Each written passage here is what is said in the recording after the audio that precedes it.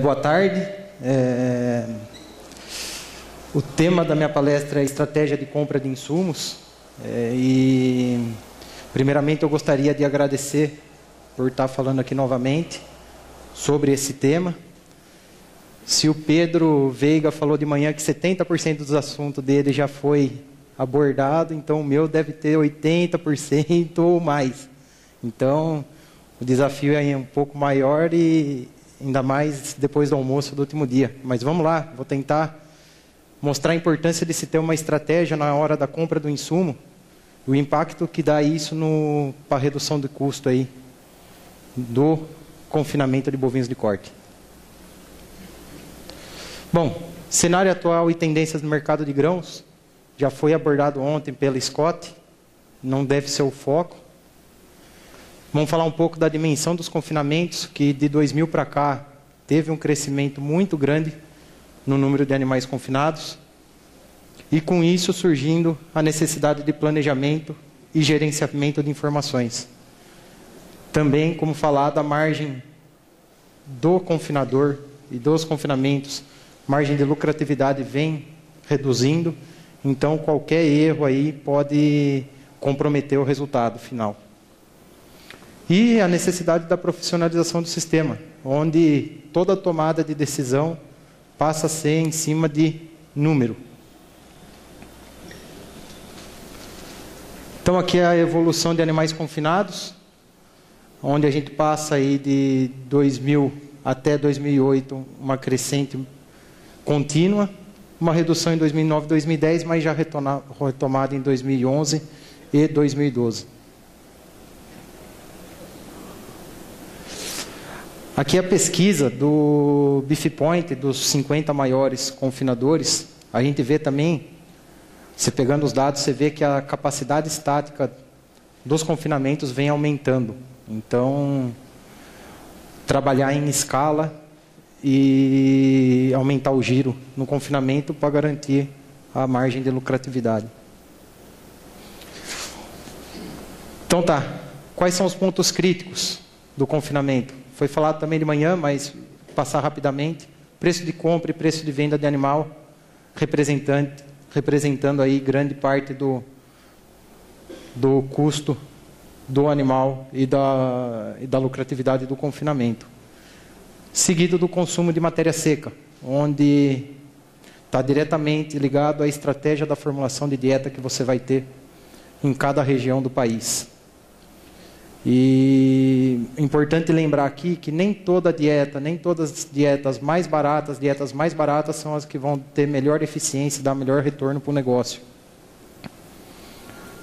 Então, seguido depois dos outros índices aqui, a gente vê ganho de peso com baixo impacto. A gente costuma aí comparar, não, o meu confinamento está dando 1,5 kg de ganho de peso, o outro dá 1,6 kg. Não quer dizer que o confinamento que está ganhando 1,6 kg seja mais eficiente que o confinamento que está ganhando 1,5 kg por dia. Então, a representação dos custos, a gente vê que grande parte, 70% aproximadamente, dos custos do confinamento é na compra do boi magro, seguido de aproximadamente 25% de provindos da alimentação. Depois a gente tem aproximadamente 5% do operacional, 0,2% de sanidade. E se a gente retirar o boi magro desse cenário aqui, a gente tem que o insumo, a alimentação vai representar acima de 80%.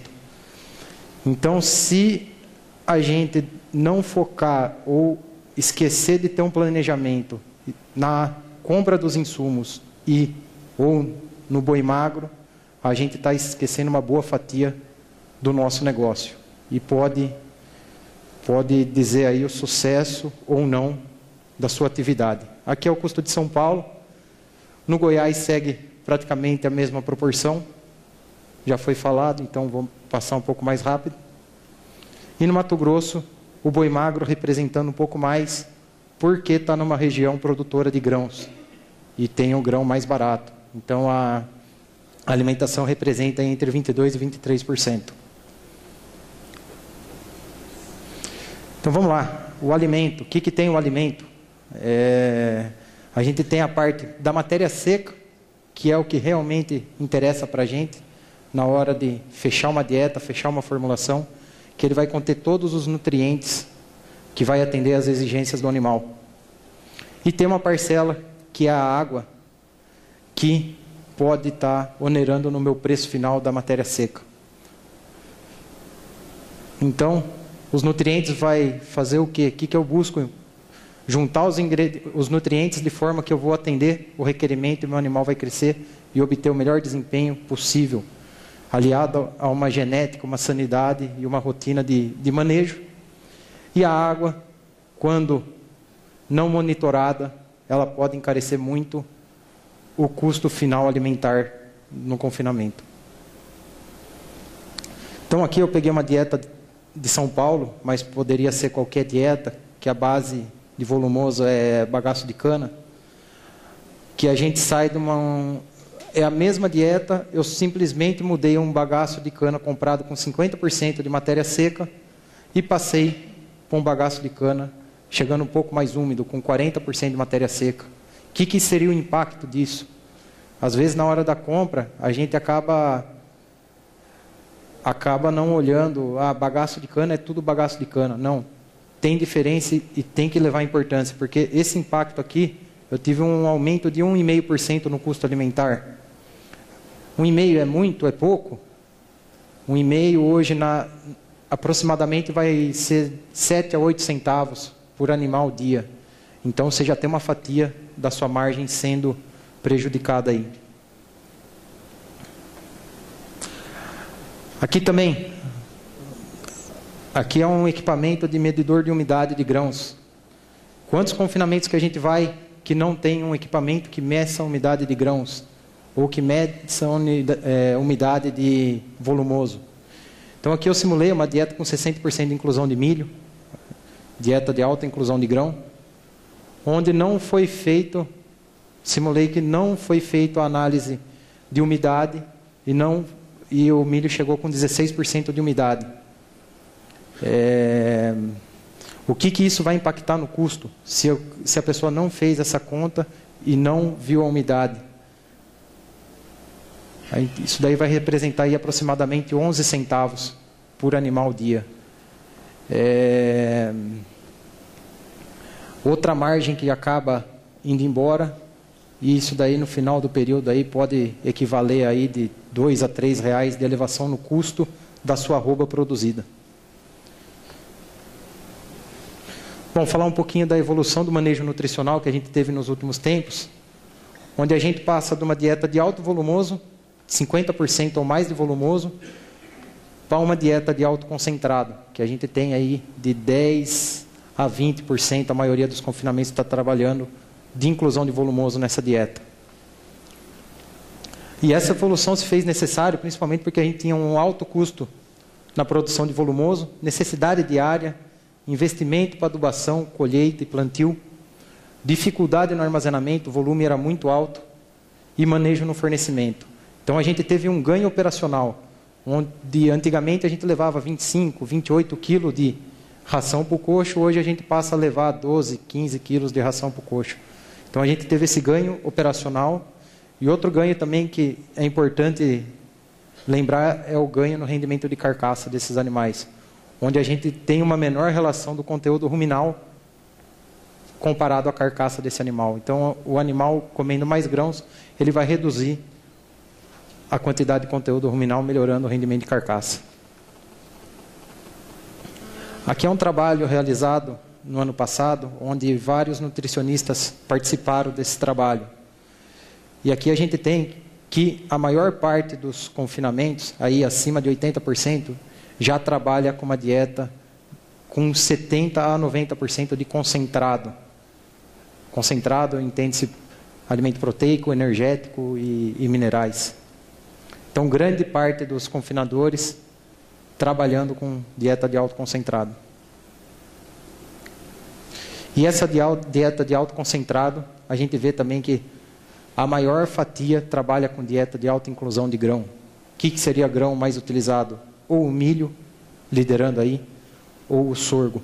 Principalmente aqui no estado Goiás, a gente vai ver ali na frente o número, mas tem a maior produção é o estado que mais produz sorgo. Então, a gente tem a opção de estar utilizando e reduzir custo na dieta. E junto com essa evolução, a gente tem do manejo nutricional, a gente teve também uma evolução onde a gente passa de deixar uma moagem fina dos grãos, principalmente o milho, e trabalha com alimentos mais quebrados. No caso, a gente vai quebrar o milho para garantir a saúde ruminal do animal, porque a inclusão de grão é muito alta na dieta. Então, subprodutos mais empregados, a gente vê aí que metade dos confinamentos trabalha com caroço de algodão ou subprodutos dele, ou seja, o farelo com 38% de proteína, ou a torta de algodão gorda com 28% de proteína. Casca de soja também, resíduo do esmagamento da soja, quase 25% dos confinamentos vem trabalhando com eles. Polpa cítrica, bem representativo, principalmente no estado de São Paulo. A gente vai falar específico dela, mas ela está bem representativa no estado de São Paulo.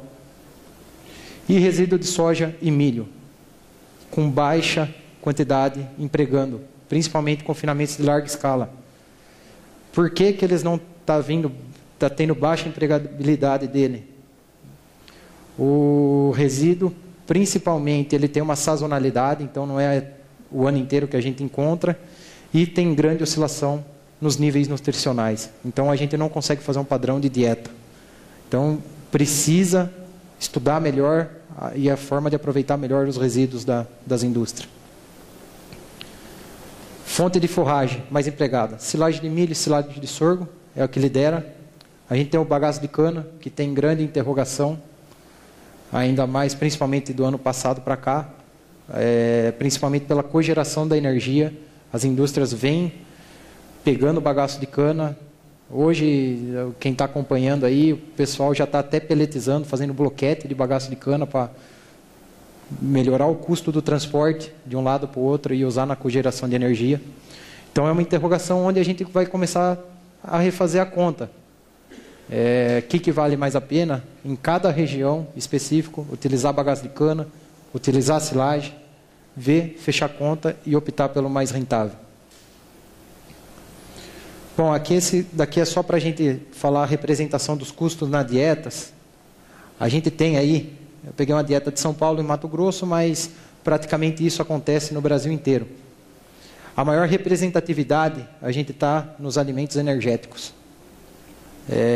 Onde é o caso aqui, milho e polpa cítrica, ou milho e casca, eles representam mais de 50% do custo de nossa dieta. Seguido de proteico, depois o custo do volumoso, que ele tem baixa inclusão hoje nas dietas, e mineral e vitamina.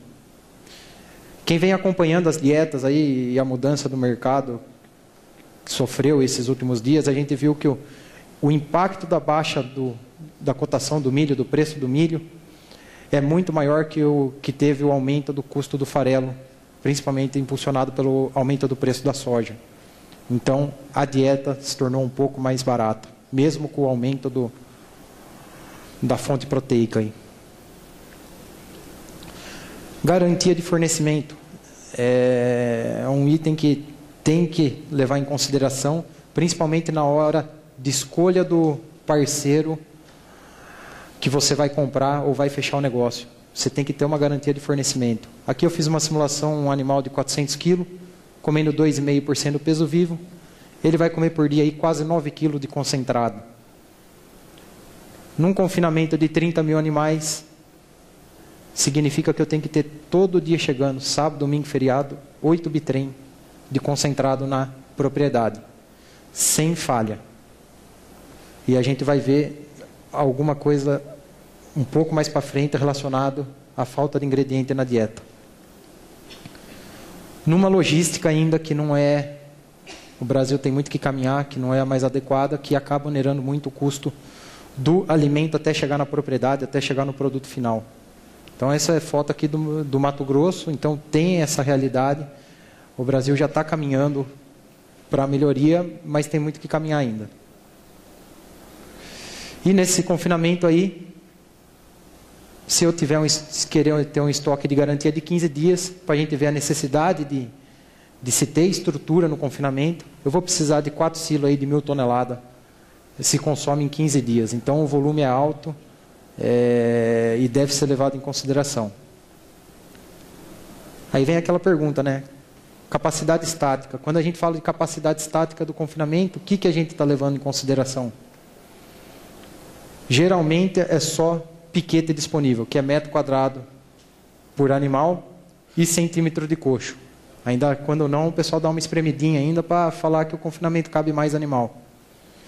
Mas daí eu faço a pergunta, você tem praça de alimentação que atenda essa quantidade de animal que você está falando? Você tem máquina e equipamento que consiga atender toda essa demanda? E principalmente, você tem pessoas para tocar o seu negócio? A chave do negócio aqui são pessoas. Vamos lá, armazenamento, um dos pontos muito importantes. Aqui, peguei do dicionário, o armazenamento é constituído por um conjunto de funções de recepção, descarga, carregamento, arrumação e conservação das matérias-primas, produtos acabados ou semi-acabados. Recepção, muito importante. Chegou o alimento, tem que coletar, tem que fazer análise de impureza, umidade, está com um inseto, não está com inseto, o que está acontecendo? No caso dos farelos, coleto a amostra, mando para o laboratório, está dentro dos níveis nutricionais que foi negociado, não está? Então é importante. Parte da descarga, ter uma equipe treinada, principalmente para fazer a avaliação visual do produto, ele está de acordo com o que normalmente chega, do padrão do produto? Não está? Opa, o cara na hora da descarga já berra, opa, essa carga não veio boa. Vamos ficar atento. Carregamento, principalmente tomar cuidado na contaminação cruzada. Às vezes tem pá carregadeira no confinamento, montuando esterco, precisa lá empurrar alimento no box, não lava nada, ele já vai com a concha lá, empurra o alimento para dentro e acaba contaminando. Arrumação, sempre dispor o alimento de forma que você vai utilizar os insumos mais antigos, estocados, e deixa o novo para ser utilizado depois. E conservação, onde você tem que ter todo o controle aí de umidade, temperatura, no caso de grãos, aí fazer expurgo quando necessário. Tudo isso para quê? Garantir a qualidade do alimento que vai ser fornecido para o animal. Aqui é um caso, não, mas eu não tenho estrutura. Aqui é uma situação nossa lá em São Paulo, no nosso confinamento lá, a gente não tinha estrutura, mas tinha insumo disponível. O que a gente vai optar em trabalhar? Aproveitamos o preço da polpa cítrica, compramos e estocamos em silo bag, para ser utilizado na entre-safra e conseguir reduzir o custo da dieta. Então lá falando na garantia de fornecimento ainda, aqui é um gráfico de consumo de um lote, que está nos seus primeiros 40, 50 dias confinados. A gente vê que ele começa bem e tem 3 quedas de consumo. Por isso que é importante, coleta de informação, tem informação para saber o que está acontecendo no confinamento. Se você não coleta a informação, o que você está fornecendo, quantidade de animais que você tem no lote, quantos quilos de ração cai por dia naquele lote, para você ver o consumo, você não consegue chegar nessa conta. Aí você só vai ver a hora que o lote foi para o abate e deu prejuízo, daí já foi, o seu prejuízo já realizou. Então, acompanhamento diário. E nesse caso aqui, a gente teve uma falta de sorgo na dieta. No período de ganho compensatório e de melhor eficiência alimentar.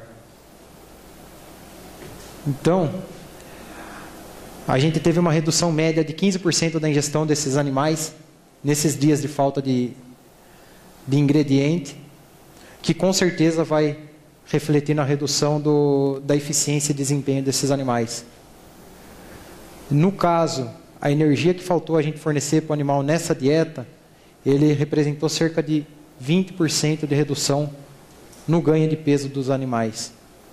Aproximadamente aí 320 gramas que os animais deixaram de ganhar somente nesse dia.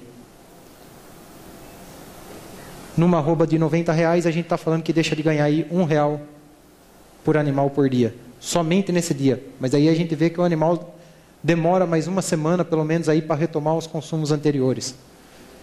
Então o prejuízo pode ser muito maior e a sua margem vai comendo. Se você não tiver controle, você só vai ver isso no dia do abate. Às vezes você nem sabe o que aconteceu com aquele lote que deu prejuízo ou não desempenhou o que era esperado. Planejamento, gente. Planejamento da operação. Essa é a palavra-chave na hora da compra dos insumos. Eu preciso levantar a necessidade de compra de insumo de cada insumo em cada época do ano. E para isso, eu tenho que começar pela quantidade de animais a serem confinados. Aqui eu peguei um exemplo de um confinamento de 10 mil animais, que tem a concentração aí dos animais aí na metade do ano, na época seca, somente para exemplificar. Mas eu tenho que traçar uma meta de animais a serem confinados para começar a fazer minha conta. Daí, já tenho traçado, vou para a parte de formulação de dietas.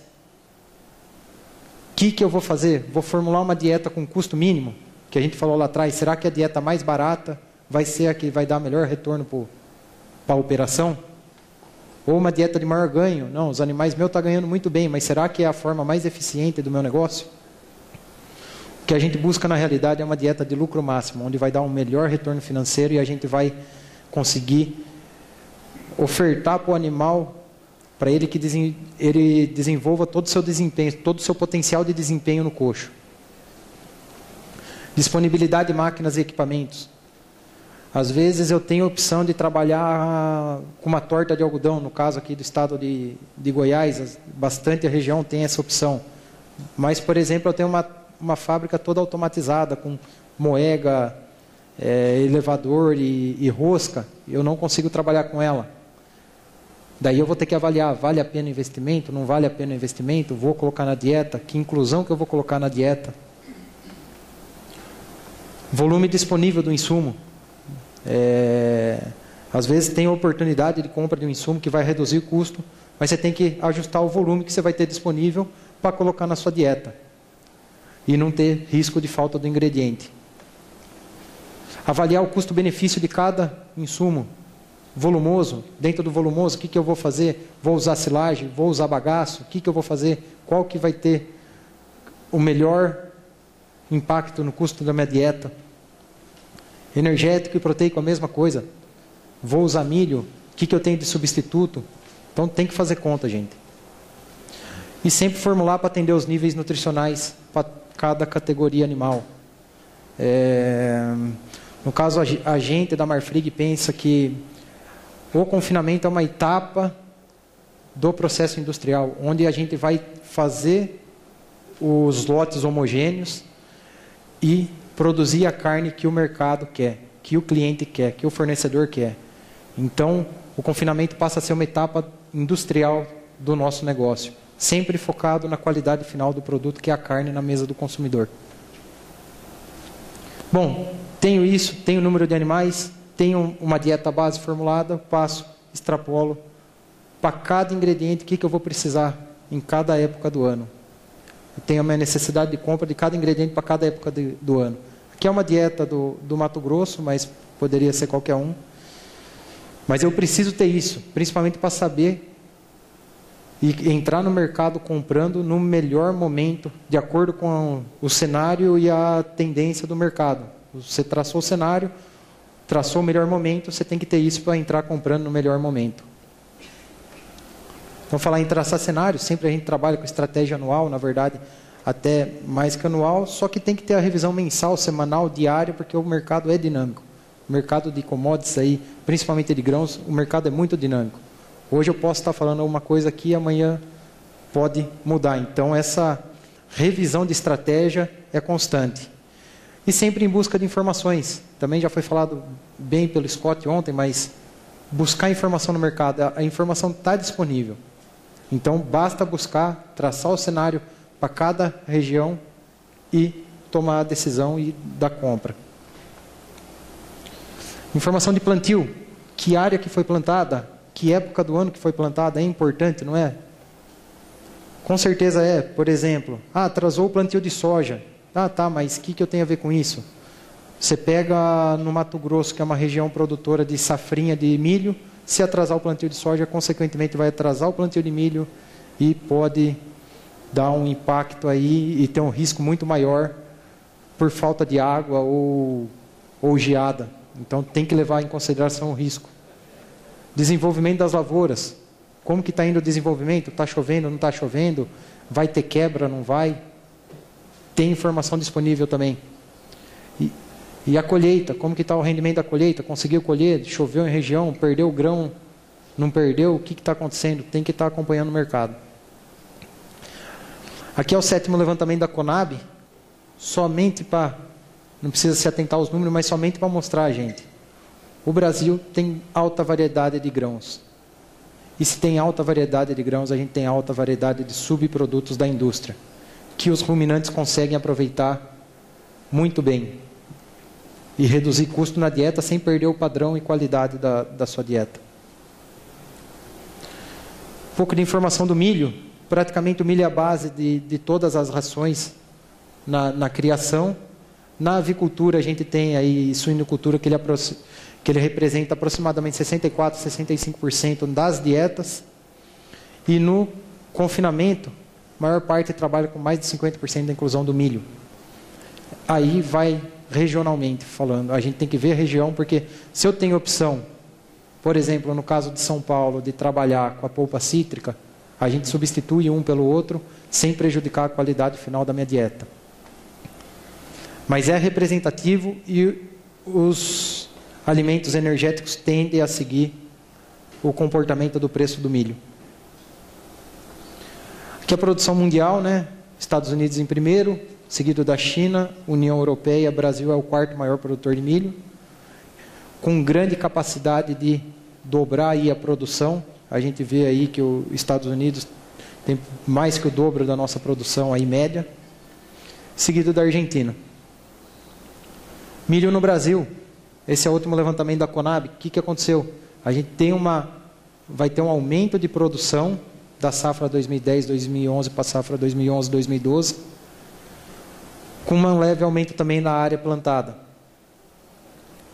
Só que, igual eu falei, vamos ver região por região. Aqui no Rio Grande do Sul a gente teve quebra de 38%, quase 40% das lavouras. Tem lavoura que não compensava nem entrar a colher. Em Santa Catarina também, então tem que ver região. Às vezes a estratégia agora no Rio Grande do Sul não está sendo às vezes trabalhar com milho, mas tem a aveia, tem o trigo, tem o farelo de arroz. Tem que puxar preço, tem que fazer conta. O que vai ficar mais barato na dieta? E a distribuição de produção, a gente tem aí o maior produtor, Paraná, seguido do Mato Grosso e em terceiro lugar o Goiás, de produção de milho. Aqui, o que está em vermelho é onde teve variação negativa, principalmente por falta de chuva. Formação de milho. Então o milho está praticamente, a gente tem bem dividido, primeira e segunda safra. Primeira safra, que é a safra de verão, esse ano aí deve representar em torno de 55% da produção nacional.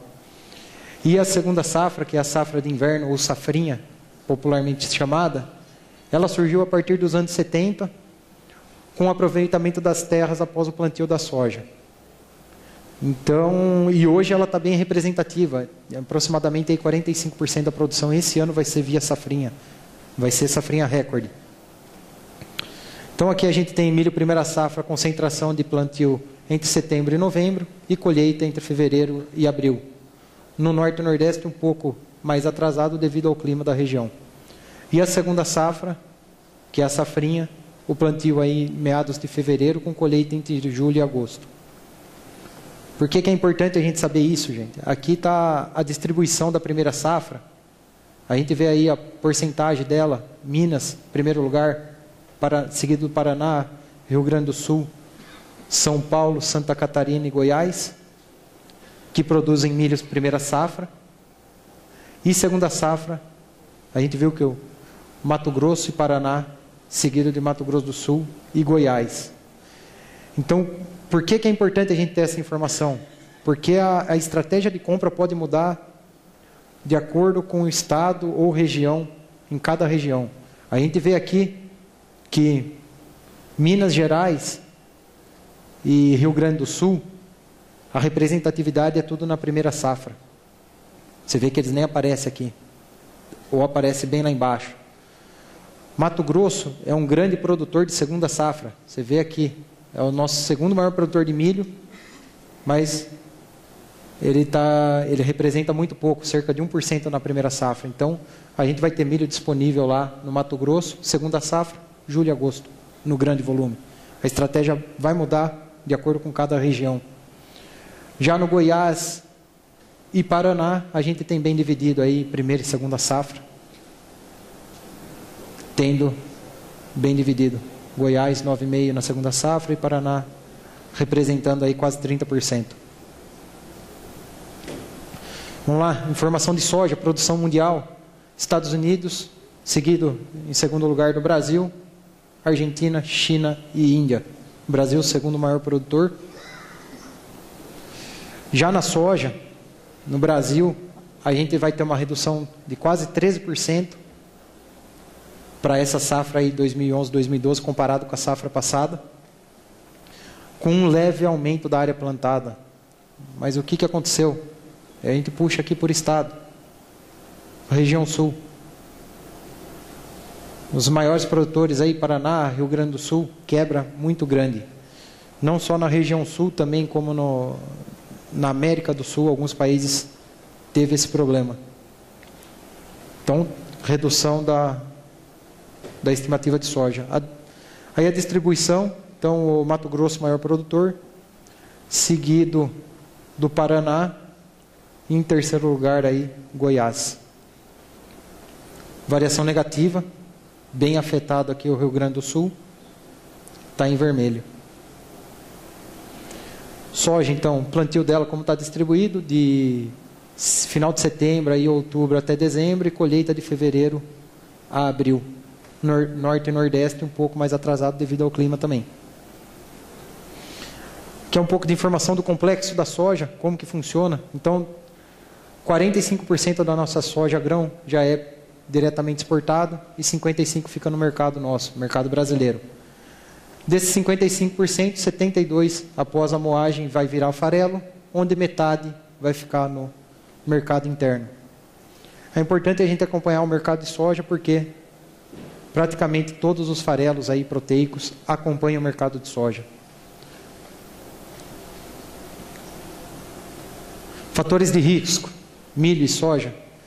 Risco climático, principalmente aí esse ano a América do Sul foi a mais prejudicada.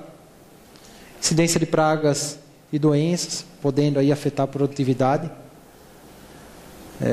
Aqui no Goiás, se não me engano, safra 2010 teve bastante problema de praga e doença. Setor exportador, dependendo do comportamento do câmbio. É uma commodity sujeita ao comportamento das cotações internacionais, principalmente o mercado aí dos Estados Unidos, as bolsas dos Estados Unidos, tem que estar acompanhando junto a cotação dela. E o custo de produção também é oscilando porque são cotados em dólar. Então pode ter oscilação de um ano para o outro aí com a valorização e desvalorização do dólar. Um pouco mais de informação, vou falar um pouco aqui da polpa cítrica, que é bem focada no estado de São Paulo, mas isso daí a gente pode pegar qualquer outro produto, por exemplo, o Refinazil, ou o germe de milho, qualquer outro produto. Tem que ver em cada região o que vai ter melhor disponibilidade. Produção de soja de polpa cítrica brasileira é de 1,2 a 1,4 milhões de toneladas. 60% fica no mercado interno e 40% vai para a Europa. Essa relação aqui tende a ficar mais polpa no mercado interno, porque a demanda vem aumentando. Então, acredito que esse ano aí já deve ficar em torno de 70% no mercado interno. E a produção dos Estados Unidos, 0,6 milhões de toneladas. E praticamente esses dois países que detêm toda a produção. Então, esse é um exercício que a gente pode fazer também com todos os outros ingredientes. Aqui a gente pegou a base de janeiro de 2010, comportamento da polpa com o milho, a gente vê que praticamente eles caminham junto, o preço. Então, o preço da polpa é balizado com o preço do milho. Sendo que A polpa, historicamente, de 99, aqui é do ano de 99, se a gente pegar do ano de 99 até o ano passado, ela é historicamente 46% mais barato que o milho. Se a gente converter isso em energia que eu estou fornecendo para o animal, ela vai ter uma economia aí de 30% a 35%. Então, acaba sendo um produto que tem que ser olhado e feito conta no confinamento para ver a viabilidade dele. E principalmente aí buscar um histórico aí para saber qual é o melhor momento de compra do insumo. Aqui a gente pega, aqui um histórico de 2008 também, da Scott, que passou de 2008 a 2011, a gente tem que o melhor momento de compra da polpa é no primeiro semestre, principalmente nos meses de abril e maio, que é mês de entrada da safra e é onde os contratos maiores são fechados. Então, saber de cada insumo qual que é o melhor momento de comprar e estar no mercado.